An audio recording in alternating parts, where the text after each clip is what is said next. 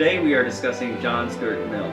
We mentioned last time with Darwin that we are considering the same time period, Victorian England, where the hegemony of British military might dominated the world.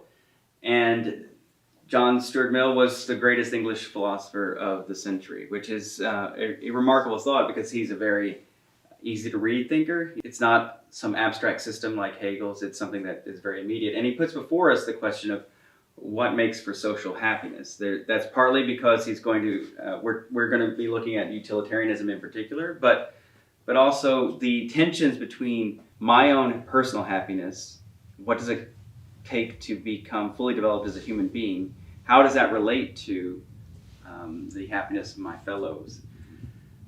He was born in 1806 and he died in 1873. He was born into a radical kind of family. His father, James Mill, was part of the philosophic radicals, along with Jeremy Bentham and David Ricardo and others. They were very exercised to get rid of remnant aristocratic privilege in England. And this was one of the great paradoxes, right? That feudalism in the form of aristocratic control in Parliament and at Cambridge and Oxford, allied with the religious tests for Anglicanism that were operative in those institutions. These coexisted with the most modern nation on earth, right? England was, in fact, at the forefront of modernity because of its industrialism and because of the military power that flowed from it. It is interesting that the philosophic radicals are still trying to complete the reform, as it were. This was always the flag that was being waved, right? Reform since Luther, but in various permutations all the way still to this time. Reform that would be more complete, that would bring about the full liberal revolution. To this end, James Mill subjected John Stuart to the most intense homeschooling regimen ever in the history of the world. And it's famously so. Little John had to learn Greek at the age of 3. What is it? There's all kinds of things. He was learning Latin, Euclid, and algebra at 8. The boy was extremely well versed in. You could get through graduate school and not touch half of what John Stuart Mill learned by the time he was a teenager. It's remarkable. This was all in the service, right? James Mill wanted to turn, and this was explicitly so, he wanted to turn his son into the standard bearer for that cause that James Mill was so devoted to. It was to create an instrument that could complete the liberal revolution. Not surprisingly, I guess, John Stuart Mill had a breakdown in 1826 when he was 20. He asked himself, if all of my dreams for institutional reform were to be realized, would I be happy? And he knew he wouldn't be happy. Now, when he's dealing with this in his autobiography, he's not really willing to confront head on how much of this had to do with the fact that his father was a tyrant. He tyrannized in the way he taught his son, was always over him, micromanaging, and just a very stifling. It is surprising that John Stuart Mill was able to actually maintain sanity for so long. It was a very kind of spiritually brutal form of control that James Mill exercised over his son. And this is part of the conundrum that's presented by liberal reformers, right? They believe in a kind of elite management, that they're a vanguard to bring happiness to everyone. Well, that elitism is always going to be fraught with great peril, right? So what makes for social happiness? Well, the philosophic radicals believe you have to have a cadre of elites who are able to, and they're not going to be the aristocratic elites, it's a new kind of elite, right? The elite of intelligence and so on. And they believed in the empiricist Humean psychological account where people can be changed by changing the experiences around them. So that's also, you find that in Rousseau's Emile. Associationism, right?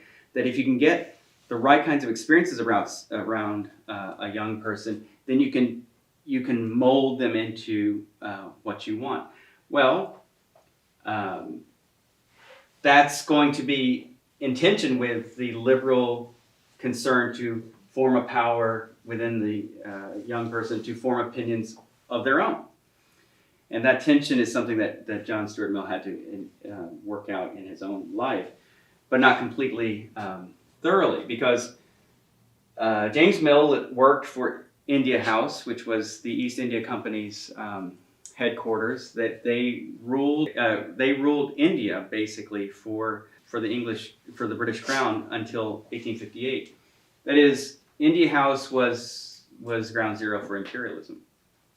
John Stuart Mill took up a position in India House in turn. So this question of imperialism and liberalism, how they can sit together, that seems to be a serious one that we would want to ask, right? If we do believe that conditioning of those who need to be conditioned by those who know better, if we think that's the way to make a liberal social order that is free, we have to recognize that there are real tensions there. In any case, John Stuart Mill had to face some of them with his breakdown at the age of 20. He had to come out of it by means of a kind of a literary therapy. There are other factors involved too, but reading Wordsworth and Shelley and Carlyle and Coleridge. So he would frame later his project as being one of synthesizing the Enlightenment ideals, which his father and his companions exemplified, with the Romanticism of Coleridge. So synthesizing somehow Bentham and Coleridge would be a way of describing Mill's project. What does that mean? Well, that's the kind of tension that we've already seen in Rousseau. It's the kind of tension we've seen in Hegel, right? Enlightened liberalism would be to celebrate the individual and the freedom of the individual. Romanticism is kind of a backlash to say we need to have community and organic bonds. And that tension is extremely explosive, right? But that's, John Stuart Mill is going to make his own contribution to this project. He ended up marrying Harriet Taylor in 1851. This is a woman he had met around the time of his crisis, and she was married at the time, and they waited till the first husband died. 20 years later, they got married.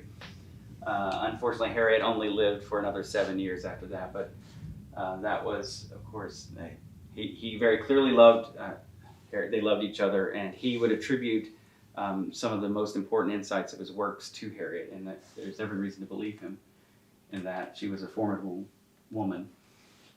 He wrote on Liberty, or published on Liberty in 1859, which is this is the great charter of liberalism. If one believes that we should have a kind of freedom to explore the development of our personality, well, this is going to be the locus classicus of that proposition. That's where you get the famous harm principle that it's not just government, but even society should not exercise any kind of coercion on a person unless the person's actions are causing harm to another person. The harm principle is very important as a kind of standard for liberalism. And again, liberalism not in the sense of the colloquial political use of that word. It's in the sense of those who believe in, and that's us, believe that there are human rights and that can be used as a shield against majoritarian tyranny. That would make us liberals, and I think most of us would count ourselves that way. That does, of course, put us more on the side of the individualist, and so again, the question is how do you get the romantic communitarian side in there?